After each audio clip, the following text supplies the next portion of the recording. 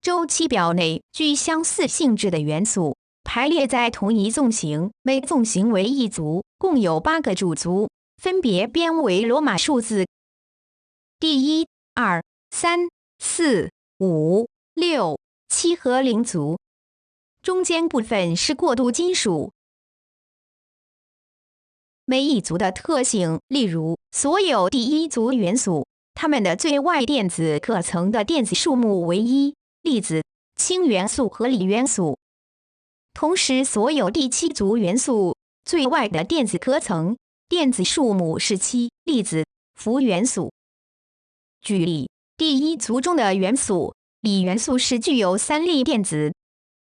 而钠元素则有11粒电子。因为它们的最外电子壳层都是有1粒电子，所以此族元素的化学性都十分相似。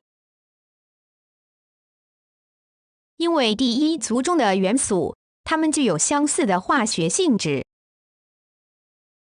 当它们与水混合，都会发生剧烈反应，而且它们的活性由上而下递增。从上一个视频，根据波尔模型，钾原子的电子排列应为2、8、9，但是这个排列是不正确，钾原子的电子排列应该是2、8、8、1。应用元素周期表的逻辑作为基础，因钾元素属于第1族，它的最外电子壳层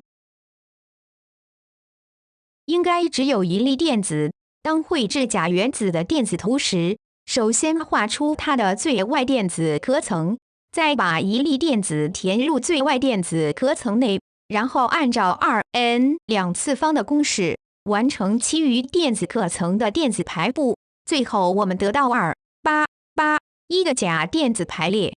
另一例子，第2族中的钙元素的最外电子壳层应该有2粒电子，因其各族元素的最外电子层亦应该一样。同样使用钾原子的排列电子方法，得到钙的电子排列是2、8、8、2。周期表中的以下4个族有专属的名称，它们分别是：第1族中的元素被称为碱金属，第2族被称为碱土金属，第7族称为露素。同时，露素的活性是由上而下递减。最后到0族中的元素被称为贵气体或钝气，它们的最外电子壳层都有足够电子，因此可达至稳定状态。例如，氩气有3个壳层，而它的最外电子壳层拥有8粒电子，如图1所示。而氦气只有1个电子壳层，只能容纳2粒电子，故氦原子的最外层只有2粒电子。